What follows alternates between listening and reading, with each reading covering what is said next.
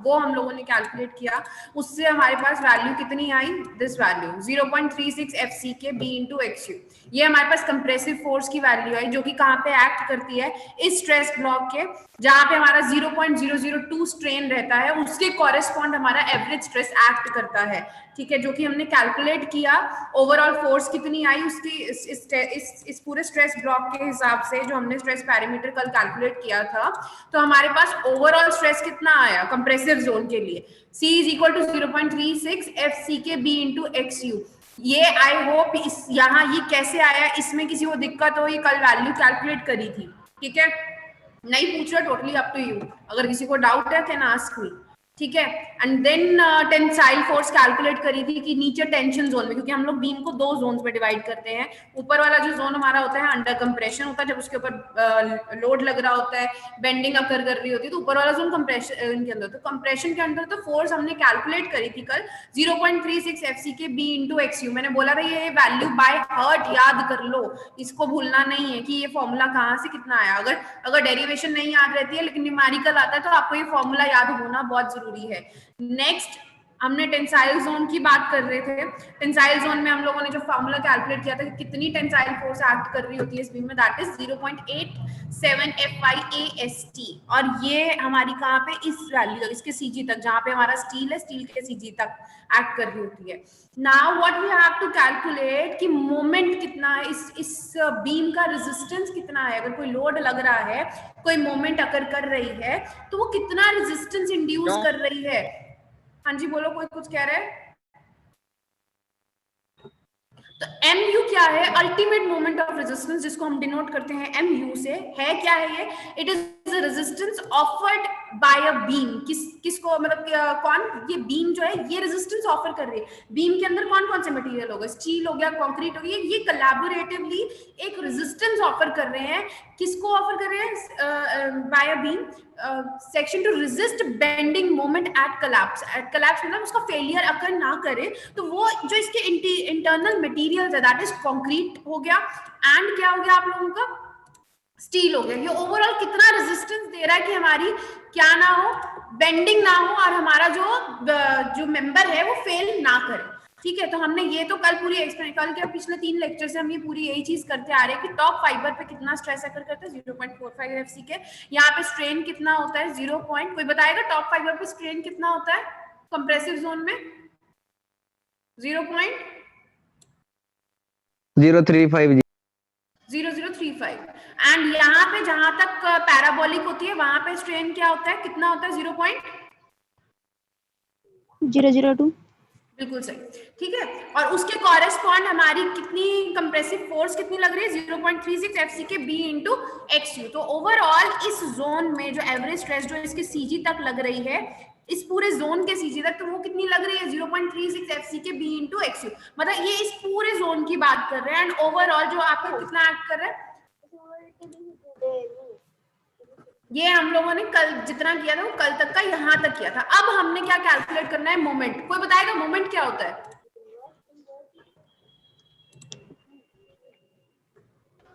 Force upon perpendicular distance. नन्ना बच्चे, force upon होता है कि क्या बोल फोर्स रहा इनटू है? Perpendicular distance. Force into load. ठीक है, तो अब यहाँ पे ध्यान से देखिए, ये एरोस देखिए, अब ये आपकी इफेक्टिव डेप्थ है, this is your XU, that is neutral axis की डेप्थ हो गई, कहां से, कंप्रेसिव टॉप फाइबर से लेकर न्यूट्रल एक्सिस तक। ठीक है, now what we want to calculate कि कितना मोमेंट ऑफ रेजिस्टेंस कितना, अल्टीमेट मोमेंट ऑफ रेजिस्टेंस कितना इंड्यूस करेगा। ठीक है, तो अगर ये फोर्स यहाँ पे लग रही है, तो अगर इस इधर ये कंप्रेसिव फोर्स इतने जोन पे यहाँ पे लग रही है, तो मोमेंट के लिए परपेंडिकुलर डिस्टेंस क्या होगा, ये वाला, this one, this is the perpendicular distance. तो अगर ये ओवरऑल टॉप फाइबर से लेकर यहां तक जो डेप्थ है, that is D, that is effective depth, और यहां से लेकर यहां तक की जो डेप्थ है वो कितनी है, XU है। ठीक है, तो अगर मेरे को कैलकुलेट करना है कि ये परपेंडिकुलर डिस्टेंस कितना है, हमें पता है जहां से टॉप फाइबर से लेकर जहां तक ये कांस्टेंट, या जहां तक ये लीनियर रहती है हमारी कर्व, वहां तक ये वैल्यू हमने कैलकुलेट करी थी ग्राफ के थ्रू, कितनी आई थी, 0.42 ऑफ XU। ये तो याद है, हाँ कि ना? Yes ma'am. ठीक है, ये कितनी आई थी 0.42। तो अगर ये टॉप फाइबर से लेकर यहां तक 0.42 आई थी हमारे पास वैल्यू, तो अगर मैं 0.42 XU को इस ओवरऑल डेप्थ में से माइनस कर दूं तो मेरे पास ये आ जाएगा, Z आ जाएगा यहां तक। वही किया हुआ है D। एक मिनट में क्लियरली दोबारा बताती हूँ, देखिए जरा ध्यान से। स्पॉटलाइट, ये जो रेड स्पॉटलाइट के थ्रू देखना जरा। दिस इज व्हाट, यहां से लेकर यहां तक ये वाली वैल्यू, यहां से यहां तक कितना है 0.42 है, ठीक है। अब और ये ओवरऑल टॉप फाइबर से लेकर टेंसाइल तक कितना है, ओवरऑल डेप्थ है बीम की, इफेक्टिव डेप्थ है, क्लियर कवर हमने इसमें से माइनस कर रखा है। तो अगर मैं इस D में से 0.42 को माइनस कर दूं, ये ना ये बेवकूफों वाली हरकतें मत करो, छोटे बच्चों की तरह पेन मत चलाइए।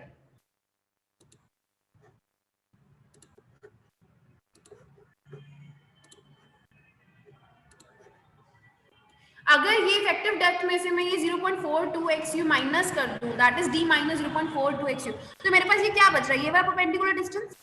और अगर मोमेंट की बात करूं तो ये मोमेंट यहाँ पे, ये वाली फोर्स इधर लग रही है, कंप्रेसिव अंडर, ये जो कंप्रेसिव फोर्स लग रही है, तो मोमेंट कितना हो जाएगा ये वाली, अगर मैं कंप्रेसिव फोर्स के हिसाब से देखूं, इसके लिए मोमेंट कितना हो, कपल इंड्यूस करेगा यहाँ पे इसके अबाउट ये फोर्स, और ये इधर, ये इधर को मोमेंट करेगा, ठीक है।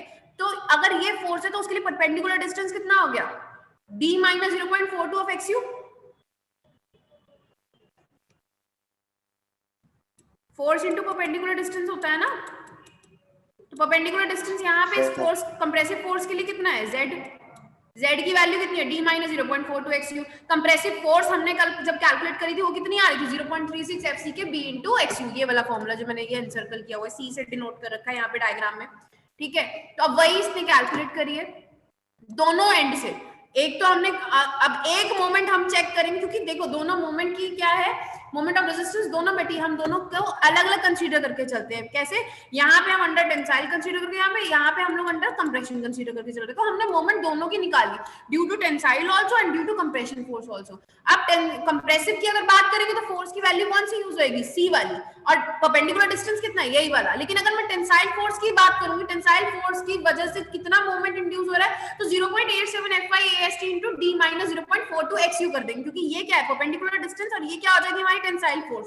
दोनों को मल्टीप्लाई कर दोगे, that would be your ultimate moment of resistance. क्योंकि हमने ये जो फोर्सेस निकाली हैं C और D की वैल्यू, ये अल्टीमेट वैल्यूज कैलकुलेट करी है कि एट द अल्टीमेट एंड कितनी हमारी फोर्स लगेगी। अब वो डिपेंड किस पे कर रहा है, FC के या फिर FY के ऊपर, क्योंकि दोनों मटेरियल्स डिफरेंट है, दोनों मटेरियल्स की डिफरेंट डिफरेंट स्ट्रेंथ है उसके हिसाब से। तो जरा, और ये जो Z, अगर किसी को याद हो, ये Z हम इसको क्या बोलते होते थे, हमने थ्योरी ऑफ बीम मैंने आपको वहां पे स्पेशली कराया था कि आगे यूज होएगा, क्या था ये, लीवर आर्म जी, बिल्कुल। इसको Z को हम लोग क्या बोलते थे, लीवर आर्म बोलते थे। तो ये वैल्यू कितनी आई, Z is equal to D minus 0.42। याद रखिएगा ये सारी वैल्यूज, मोमेंट के फॉर्मूला आपको बिल्कुल माइंड में याद होने चाहिए। अब जरा ध्यान से देखिए, अब ये MU की वैल्यू या तो C के हिसाब से हो सकती है, T के हिसाब, दोनों की वैल्यू को हम कैलकुलेट करेंगे। अब C की वैल्यू कितनी है, 0.36 FC के B into XU। Lever arm हमने अभी कैलकुलेट किया कि अगर ये बीम है, ओवरऑल इसकी डेप्थ यहाँ पे D है, और यहाँ से हमें पता है कि जहां तक टॉप फाइबर से जहां तक हमारा लीनियर कर्व आ रहा है, रेक्टेंगुलर बन रहा है एरिया उसका स्ट्रेस डिस्ट्रीब्यूशन में, वो वैल्यू कितनी है, 0.42 XU। तो अगर मैं इस ओवरऑल D में से ये वाली वैल्यू माइनस कर देती हूँ तो मेरे पास लीवर आर्म की वैल्यू आती है, that is D minus 0.42 of XU। ठीक है, वही पुट कर दिया है यहाँ पे। अब जरा ध्यान से देखिए, यहाँ पे क्या किया, इस D को कॉमन निकाल लिया बाहर। इस D को जब बाहर ले जाओगे यहाँ पे क्या रह जाएगा, 1, और यहाँ पे तो D है नहीं, तो इसलिए डिवाइड में नीचे क्या आ जाएगा, D आ जाएगा। तो ये फॉर्मूला बनता है 0.36 FC के B D XU, 1 मतलब D कॉमन निकाला तो ये क्या बन गया, 1 minus 0.42 XU by D। Now मैं चाहती हूँ कि इसको D स्क्वायर की टर्म में आए, तो इन्होंने क्या कर दिया, इसको वैसे जरूरत नहीं होती है लेकिन जस्ट एक XU by D लेकर आने के लिए इन्होंने क्या किया, ऊपर नीचे इस वाले को D से मल्टीप्लाई डिवाइड कर दिया। जब ऊपर नीचे D से मल्टीप्लाई डिवाइड कर दिया, मतलब यहाँ पे भी D हो गया और यहाँ पे भी D, तो ये क्या बन जाएगा, ये D स्क्वायर बन जाएगा और XU के नीचे D चला गया। तो ये फॉर्मूला जो बना हमारा वो क्या बना, 0.36 FC के XU by D, D square B 1 minus 0.42 XU by D। ये सिर्फ सिंप्लीफाई करने के लिए किया है, नहीं तो आपको जो याद रखना है वैसे आप सिर्फ इतना याद रखिए कि आपकी वैल्यू कितनी आ रही है, 0.36 FC के B into XU into D minus 0.42 XU। मतलब हमने क्या किया, कंप्रेसिव फोर्स को जो उसका परपेंडिकुलर डिस्टेंस क्या है, लीवर आर्म से मल्टीप्लाई कर दिया है। तो यहाँ से हमारे पास जो mu की value I for the compressive zone के लिए, अगर हम बात करें कि अगर पहले अगर कहीं मान लो आगे केसेस आएंगे ना जैसे अंडर रीइंफोर्स और ओवर रीइंफोर्समेंट के केस, तो अगर हमारा कंक्रीट पहले फेल कर रहा है, अगर कंक्रीट पहले फेल कर रहा है ओवर रीइंफोर्स का केस है, तो वहां पे जो आप अल्टीमेट मोमेंट निकालेंगे ना वो इस फॉर्मूला से कैलकुलेट करेंगे। ठीक है, यहाँ पे यहाँ तक याद रख लीजिए 0.36 FCK B into XU D minus 0.42 of XU। ठीक है, अब बात करते हैं टेंसाइल जोन की। ये तो हमने कैलकुलेट करी कि अगर कंक्रीट फेल कर रहा है तो moment of resistance concrete zone के लिए क्या है। अब अगर यहाँ पे देखें टेंसाइल जोन की बात करें तो अगेन मोमेंट का फॉर्मूला क्या होता है, फोर्स इनटू परपेंडिकुलर डिस्टेंस। ठीक है, लेकिन अगर बात कर रहे हैं हम टेंसाइल जोन की तो वहां पे फोर्स कौन सी होगी, टेंसाइल फोर्स। अभी कैलकुलेट जब कल करी थी तो कितनी आई थी tensile force, 0.87 FI into AST। ठीक है, लीवर आर्म वही D minus 0.42 XU। अब इसमें भी क्या कर रखा है, D को कॉमन ले लिया तो यहाँ पे अपॉन में D चला जाएगा, यहाँ पे 1 आ जाएगा क्योंकि बाहर निकाल रहे हो D को। ठीक है, अब कल हम लोगों ने एक फॉर्मूला कैलकुलेट किया था जब हमने बोला था कि कंप्रेसिव फोर्स को और टेंसाइल फोर्स को आपस में क्या कर दो, इक्वेट कर दो। तो हमारे पास क्या आ रही थी, दोनों को इक्वेट करने के बाद हमारे पास XU की वैल्यू आ रही थी, ये लिखा हुआ है यहाँ पे मैंने, XU की वैल्यू आ रही थी that is 0.87 FY AST 0.36 by 0.36 FCK by B। ठीक है, अब ये XU को इसने बोला कि इस फॉर्मूला में ये XU को पुट कर दो, वही किया हुआ है, ये वाली वैल्यू को इस फॉर्मूला में XU को पुट कर दिया, अगेन सिंप्लीफाई किया। ठीक है, कॉमन इसमें से इन्होंने मतलब इसको क्या किया, सिंप्लीफाई किया है। ठीक है, FY AST D 0.42 और ये इसको मल्टीप्लाई करोगे तो ये फैक्टर्स आपस में क्या हो जाएंगे, कैंसिल आउट हो जाएगा। तो ये ओवरऑल आपके पास क्या बनेगा, FY by AST divided by FCK by BD। ठीक है, तो ओवरऑल जो आप लोगों का फॉर्मूला बनेगा फॉर ये वाला टेंसाइल के लिए, आपको ये याद रखना है, जहां कहीं पर भी अगर आपको फॉर्मूला यूटिलाइज करना है टेंसाइल के लिए तो आप कौन सा फॉर्मूला यूज करोगे, ये वाला फॉर्मूला यूज करोगे। कंप्रेसिव के लिए कौन सा यूज करोगे, जो ऊपर वाला कंप्रेसिव फोर्स से जो कैलकुलेट किया था। इट मींस अगर आपको क्वेश्चन में गिवन है कि अंडर रीइंफोर्समेंट बीम है, अगर अंडर रीइंफोर्स बीम है तो कौन सी पहले फेल कर रहा होगा, उसमें स्टील पहले फेल कर रहा होगा। तो आप मोमेंट किसका निकालोगे, स्टील का पहले निकालो, क्योंकि अगर स्टील पहले फेल कर रहा है तो आप स्टील को पहले सेफ रखोगे तो अल्टीमेटली क्या हो जाएगा, कंक्रीट भी सेफ रहेगा। लेकिन अगर ओवर रीइंफोर्स्ड, वैसे तो डिजाइन नहीं करते ओवर रीइंफोर्समेंट, लेकिन अगर न्यूमेरिकल के केस में आता है कि ओवर रीइंफोर्स्ड तो आप कंक्रीट का मोमेंट निकालोगे, क्योंकि पहले कंक्रीट फेल कर रहे हैं। तो अगर कंक्रीट सेफ रहेगा तभी हमारा स्टील भी सेफ रहेगा, क्योंकि पहले कंक्रीट फेल कर रहा है ना ओवर रीइंफोर्स के केस में, अंडर रीइंफोर्स के केस में पहले स्टील फेल कर रहा है। और अगर बैलेंस कंडीशन है तो दोनों सेम उस पे स्ट्रेन वैल्यू पे फेल कर रहे हैं। यहां तक कोई दिक्कत किसी को इस चीज में, अल्टीमेट मोमेंट और ये MU ये वाली वैल्यू कहां से आ रही है और टेंसाइल जोन की कहां से आ रही है, कोई दिक्कत इसमें?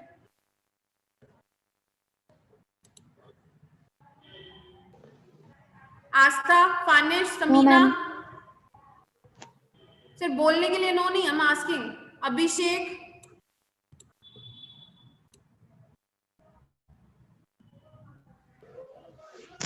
दीपक है यहाँ पे? मैम XU की वैल्यू बताना एक बार मैम। क्या बच्चे, फानिश बोलो। XU की मैम वैल्यू, इसकी बताओ। XQ की value ma'am, XQ X U XU कहाँ से आया? Yes ma'am. अरे बाप रे, ये क्यों नहीं पता तुम्हें? कल का लेक्चर नहीं लगाया था क्या? मैम कल के लेक्चर में मैम सर ने बुला लिया था, इस चक्कर में मैम 20 मिनट्स थोड़ा चला गया था मैम। कोई बात नहीं, जरा ये देखो, डेप्थ ऑफ न्यूट्रल एक्सिस निकालनी थी हमें। हमने, आपको ये पता है ये वैल्यू कहाँ से आ रही है, 0.36 FCK B into XU, और ये वाली वैल्यू राजेश स्क्रीन दिख रही है फानिश? यस मैम दिख रही है मैम। तो ये पता है ये 36 और ये कहाँ से आया 0.87? 0.87 तो पता है मैम, 0.36 रिमाइंड कल करना वाला पड़ेगा। लेक्चर नहीं अटेंड किया ना मैम? स्टार्टिंग में करा था, उसके बाद मैम हो नहीं पाया था मैम। कंप्रेसिव फोर्स हम लोग कैलकुलेट करते हैं बीम के अंदर, तो मैंने ये कल तुम लोगों को मैं दोबारा एक बार जल्दी में बताती हूँ। ये हम लोगों ने स्ट्रेस ब्लॉक पैरामीटर कर रहे थे, ठीक है, एक मिनट।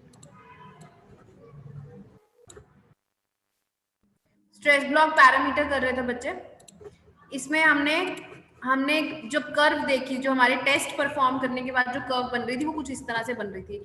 हाफ कर्व हमारी पैराबोलिक बनती है और ऊपर वाली जो टॉप कर्व हमारी बन रही थी वो कैसी बन रही थी, रेक्टेंगल। मतलब जब तक हमारा स्ट्रेन की वैल्यू 0.002 थी तब तक हमारा क्या आता था, सारे टेस्ट जितने भी परफॉर्म किए व्हाट वी नोटिस, तब तक पैराबोलिक कर्व रहती है। एंड जैसे ही 0.002 को क्रॉस करती है स्ट्रेन वैल्यू, दैट जब तक हम 0.0035 स्ट्रेन वैल्यू पे पहुंचते हैं और अल्टीमेटली स्ट्रेस इंक्रीज कर रहे होते हैं उस टाइम पे, वैसे तो कांस्टेंट हो जाता है आगे जाके, तो यहाँ पर हम लोगों का रेक्टेंगल बन जाता है। तो हमें क्या दिखा कि ये एक मतलब एक कांस्टेंट फिगर नहीं है, ठीक है। तो हमें एक एवरेज स्ट्रेस की वैल्यू निकालनी थी कि अगर ये कंप्रेशन जोन है तो इस पूरे जोन में एवरेज स्ट्रेस कितना लग रहा है, क्योंकि ये वाला स्ट्रेस ब्लॉक पैरामीटर अलग प्रॉपर्टी शो कर रहा है, ये वाला स्ट्रेस ब्लॉक पैरामीटर अलग प्रॉपर्टी शो कर रहा है। तो हम चाहते हैं कि हमारे पास एक एवरेज वैल्यू आ जाए इस पूरे स्ट्रेस ब्लॉक की। तो हमने क्या देखा कि अगर मेरे को इसका एरिया पता चले कि इस ये वाला कर्व का कितना है, ये वाला कर्व का, विल गेट टू नो ना कि इस कर्व के नीचे ये वाला एरिया कितना है। तो ऊपर वाला रेक्टेंगल है, लेंथ इनटू विड्थ कर दिया। ये अगर टॉप फाइबर पे जो स्ट्रेस है 0.45 एफसीके होता है, ये हमने पार्शियल सेफ्टी फैक्टर से कैलकुलेट किया था, तो ये हमारी लेंथ हो गई। और हमने ये रेशियो कंसेप्ट से यहाँ पे निकाला था कि यहाँ वाला डिस्टेंस 0.42 है। तो अगर मैं 0.45 इंटू 0.42 करूंगी एक्सयू एंड प्लस यहाँ पे मैं कर दूंगी ये पैराबोलिक का ये एरिया क्या होता है 2/3 इंटू बी इंटू एच। तो 2/3 बी कितना हो गया, यही वाली विड्थ हो गई। हाइट कितना हो गया 0.58 हो गया, ठीक है। तो जब आप इसको मल्टीप्लाई करते हो 2/3 into b into h, b क्या हो गया 0.45, एच क्या हो गया इस पैराबोला के लिए 0.58। यहाँ पे रेक्टेंगल के लिए लेंथ इंटू विड्थ, लेंथ कितनी हो गई 0.45, विड्थ कितनी हो गई 0.42 ऑफ एक्स यू। ये फॉर्मूला जब हमने सॉल्व किया ना यहाँ पे बच्चे, तो ये वाला दिखा दो, ये जब हमने वैल्यूज पुट करी एंड यहाँ पे इसको कैलकुलेट किया, कैलकुलेट करके देखिएगा, ये इन वैल्यूज को जब हमने मल्टीप्लाई किया एंड कैलकुलेट किया तो हमारे पास ओवरऑल कितना आया 0.361 FCK इंटू XU। इसका मतलब क्या था कि न्यूट्रल एक्सिस तक, मतलब कितनी डेप्थ XU तक, यहां से लेकर यहां तक इस टॉप फाइबर तक जो हमारा एवरेज स्ट्रेस फैक्टर है वो कितना है 0.361 ऑफ FCK। यहां से ये वैल्यू आई। नाउ हमें कैलकुलेट क्या करना था कि ओवरऑल इधर फोर्स कितनी लग रही है। तो हमें पता है स्ट्रेस का फॉर्मूला क्या होता है, stress is equal to either load upon area या फिर फोर्स अपॉन एरिया बोल देते हैं, ठीक है। तो यहां से अगर मेरे को ये फोर्स चाहिए, this force I want that is stress into area, तो स्ट्रेस फैक्टर इस पूरे रीजन पे कितना आया 0.361 of FCK into area. Area कौन सा होगा, ये वाला एरिया, क्योंकि हम इतने जोन के लिए निकाल रहे थे ना कि कितनी कंप्रेसिव फोर्स, तो एरिया क्या हो गया B into XU, that's it. यहां से ये फॉर्मूला हमने कैलकुलेट किया 0.361 FCK B into XU। Any doubt इसमें फानिश? नहीं मैम, क्लियर है मैम। नहीं भी होगा तो एक काम करना, अगर कॉलेज में हो या कहीं आसपास ही हो तो यहाँ पे कॉलेज में आ जाना, I will explain you, don't worry, अगर नहीं लगाया तो, ठीक है। तो यहां से ये वैल्यू आई थी,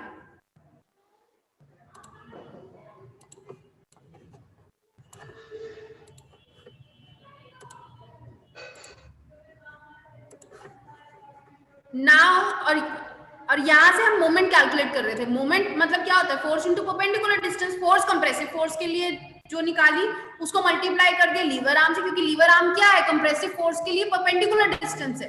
एंड सिमिलरली टेंसाइल के लिए हम लोगों ने टेंसाइल फोर्स की वैल्यू जो निकाली थी 0.87 of Fy into AST, that is area of steel, और इंटू D माइनस 0.42 XU, वो जो कि क्या था लीवर आर्म था। तो यहाँ से हमारे पास MU in terms of tensile force आया, और जो ऊपर वाला केस था वो MU लिमिटिंग मोमेंट हमारे पास आया in terms of compressive force. मैं आगे कराऊं कि नहीं?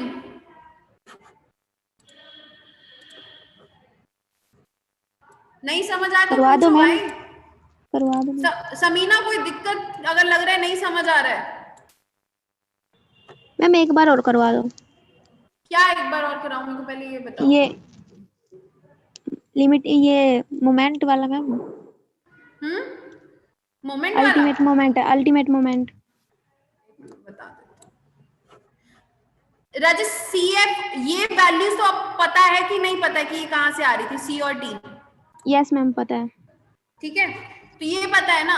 तो मोमेंट क्या होता है, फोर्स इनटू परपेंडिकुलर डिस्टेंस, ठीक है, अब यहाँ पे क्या बोला गया कि पैरामीटर को देख रहे हैं ये वाला, तो ये कितने डिस्टेंस के लिए लग रहा है यहाँ तक, ठीक है, और ये एक्ट कहाँ कर रहा है, कंप्रेसिव फोर्स अंदर की तरफ एक्ट कर रही होती है ना, यहाँ पे अंदर की तरफ एक्ट कर रही होती है, तो मोमेंट की बात हो रही है, तो अगर ये परपेंडिकुलर डिस्टेंस इसके लिए है z, तो कंप्रेसिव फोर्स तो बीम के लिए अंदर की तरफ एक्ट कर रही होती है, तो डायरेक्शन इधर, तो ये वाला फोर्स इस डायरेक्शन में, और ये परपेंडिकुलर डिस्टेंस, तो कुछ नहीं किया है, 0.36 fck को मल्टीप्लाई कर दिया है परपेंडिकुलर डिस्टेंस से मोमेंट निकालने के लिए, और ये मोमेंट कौन सा है, जो ये बीम रेजिस्ट कर रही है इस मोमेंट को, कि वो फेल ना करे, क्योंकि मटेरियल तभी अपनी प्रॉपर्टी को एग्जिबिट करेगा, एंड देन उसके बाद कुछ नहीं, मैथमेटिकली सॉल्व किया हुआ है इन वैल्यूज को। अगर c in terms of c की वैल्यू को देखें तो यहाँ पे 0.36 fck b into xu किया, लीवर आर्म d माइनस 0.42 किया, d को बाहर कॉमन ले जाओगे, यहाँ पे 1 रह जाएगा, अपॉन में क्या आ जाएगा d, क्योंकि d बाहर निकाल लिया है, ठीक है, एंड d जब बाहर निकाला, ये अंदर क्या बच गया, 1 माइनस 0.42 xu बाय d, और अपॉन में अगर इसको अब इसको ये एक्सप्रेशन बनाने के लिए, सिंप्लीफाई और करने के लिए, ताकि xu बाय d की टर्म में हमारे पास आ जाए, हमने इसको ऊपर नीचे डिवाइड कर दिया d से, मल्टीप्लाई डिवाइड, तो जब यहाँ पे ये था तो इधर एक बार मल्टीप्लाई किया, यहाँ पे डिवाइड किया, क्यों किया, क्योंकि d से d कैंसिल करोगे तो वही चीज आ जाती है, बस हमें ये xu बाय d की टर्म में चाहिए, तो d इंटू d स्क्वायर हो गया, और यहाँ पे xu बाय d रहने दिया, ये हमारा in terms of compressive force formula आया मोमेंट का, ठीक है, मतलब टॉप जोन में कितना मोमेंट लग रहा है। नेक्स्ट अगर बात करें टेंसाइल की, यहाँ पे हमने टेंसाइल फोर्स की वैल्यू पिक करी T इंटू लीवर आर्म, अब मतलब अब हम बीम के नीचे वाले जोन में कितनी टेंसाइल फोर्स एक्ट कर रही है वो कैलकुलेट, टेंसाइल मोमेंट एक्ट कर रही है वो कैलकुलेट कर रहे हैं, तो उस केस के लिए टेंसाइल फोर्स को मल्टीप्लाई कर दो लीवर आर्म डिस्टेंस से, ठीक है, अगेन d को बाहर ले जाओ, तो यहाँ पे अंदर क्या बच जाएगा, 1 minus 0.42 by xu by d, ये हमारा टेंसाइल फोर्स के लिए फॉर्मूला आया है, ठीक है, एंड इन्होंने यहाँ पे क्या किया है, कल जो फॉर्मूला था xu का, जो हमने वैल्यू निकाली थी xu is equal to 0.87 fy ast, इसमें कुछ नहीं किया था, ये वाली फोर्स को इस वाली फोर्स से, कंप्रेसिव फोर्स से इक्वेट कर दिया, क्योंकि बैलेंस मोमेंट कंसीडर करने के लिए xu लिमिटिंग की वैल्यू चाहिए थी ना, जो कल निकाली थी, तो वो xu को इसमें पुट कर दो, ठीक है, एंड यहाँ से ये जब तुम मल्टीप्लाई करोगे, ये factor will approximately come out to be मतलब नियर बाय 1 आएगा, तो इसलिए हमने इस फैक्टर को कैंसिल करके इसको यहाँ पे सीधा लिख दिया FYAST divided by FCK by BD, overall formula MU का तुम्हारा ये वाला फॉर्मूला बनता है, ठीक है, ये तुम्हें कोड्स में फॉर्मूला लिखे हुए मिलेंगे।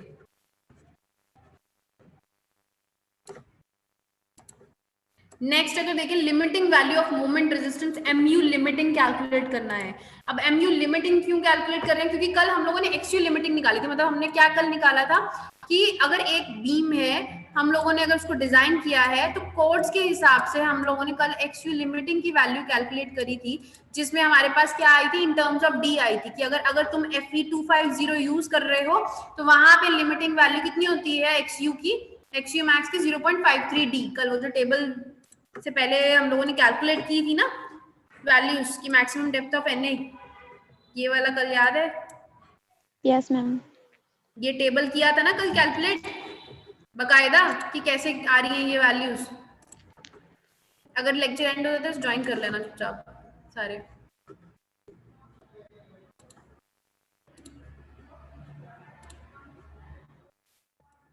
ये वाला कल टेबल, ये वैल्यूज कल कैलकुलेट करी थी, 250 के लिए 0.53 आ रही थी, 415 के लिए 0.48 आ रही थी, 500 के लिए 0.46 आ रही थी, ठीक है, तो ये क्या थी, XU लिमिटिंग कैलकुलेट करी थी हम लोगों ने कल। एंड फर्दर आज हम लोग क्या कर रहे हैं, मोमेंट की भी हम लोगों ने स्टैंडर्ड फॉर्मूलाज निकाले हैं, दैट इज यहाँ पे हम लोगों ने क्या किया, ये वाली जो MU लिमिटिंग अभी ऊपर कैलकुलेट किया ना, ये किसके थ्रू आया, कंप्रेसिव फोर्स के थ्रू, ये वाला फॉर्मूला आया। अब लिमिटिंग के लिए क्या कह रहा है कि XU मैक्स, जहां पे अगर इधर ध्यान से देखो, ये वाला फॉर्मूला, ये वाला इनिशियल वाला, ये जो यहाँ पे जब हमने मोमेंट का सीधा फॉर्मूला लगाया तो ये फॉर्मूला बन रहा है ना, ये वाला इनिशियल फॉर्मूला, तो क्या कह रहा है, ये जो XU है, एक्चुअल XU है, ये फॉर द एक्चुअल कंडीशन है अगर मोमेंट निकाल रहे हैं, लेकिन हमारे पास एक लिमिटिंग, एक स्टैंडर्ड फॉर्मूला आ जाए कि जिससे हम मोमेंट कंपेयर कर सकें कि मैक्सिमम मोमेंट बस इतना आना चाहिए, तो उस केस के लिए वो क्या कहते हैं, मैक्सिमम न्यूट्रल एक्सिस की वैल्यू पुट कर दो, जो हमने कल निकाली थी। तो XU की जगह वो क्या कह रहा है, क्या पुट कर दो, XU मैक्स की वैल्यू पुट कर दो। वो कैसे, अभी देखते हैं इसने कैसे किया। यही वाला फॉर्मूला इसने कंप्रेसिव जोन के अंदर पिक किया, जो कंप्रेसिव जोन का मोमेंट ऑफ लिमिटिंग फॉर्मूला आया। अब वो इस XU मैक्स के लिए क्या कह रहा है, इस XU मैक्स के अंदर जो कल हम लोगों ने वैल्यूज कैलकुलेट करी थी XU मैक्स की, दैट इज कि Fe 250 के लिए कितनी थी, 0.53 कैलकुलेट करी थी। 415 के लिए कितनी कैलकुलेट करी थी, 0.48 कैलकुलेट करी थी। 500 के लिए कितनी कैलकुलेट करी थी, 0.46 कैलकुलेट करी थी। अब वो क्या कह रहा है कि एक स्टैंडर्ड फॉर्मूला बन जाए कि हमारे पास लिमिटिंग वैल्यू मतलब कि इससे ज्यादा मोमेंट अगर हमारी बीम में हुई तो हमारी बीम क्या कर जाएगी, फेल कर जाएगी, वो कैलकुलेट करनी है। तो अब वो क्या कह रहा है कि हमने कल जब न्यूट्रल एक्सिस को लिमिट किया था, मैक्सिमम वैल्यू न्यूट्रल एक्सिस की निकाली थी कि कितनी होनी चाहिए, इससे ज्यादा अगर होगी तो हमारा जो वो स्ट्रक्चर का कंपोनेंट है वो क्या कर जाएगा, फेल कर जाएगा, बीम जो है कोलैप्स कर जाएगी। उस केस में हमने क्या करना है कि इस XU के अंदर जितनी भी, मतलब मान लो Fe 250 के लिए कैलकुलेट कर रहे हैं, तो मैंने क्या करा, इस XU मैक्स के अंदर लिमिटिंग वैल्यू पुट कर दी जो Fe 250 के लिए कैलकुलेट कर दी। Fe 250 के लिए कितनी थी, 0.53 D थी, यहाँ पे पुट किया। अब 0.53 को इसके साथ मल्टीप्लाई करोगे, इस फैक्टर के साथ, ये सारे फैक्टर्स आपस में सॉल्व करोगे तो हमारे पास जो ओवरऑल फॉर्मूला बनता है that is 0.148 FCK BD square.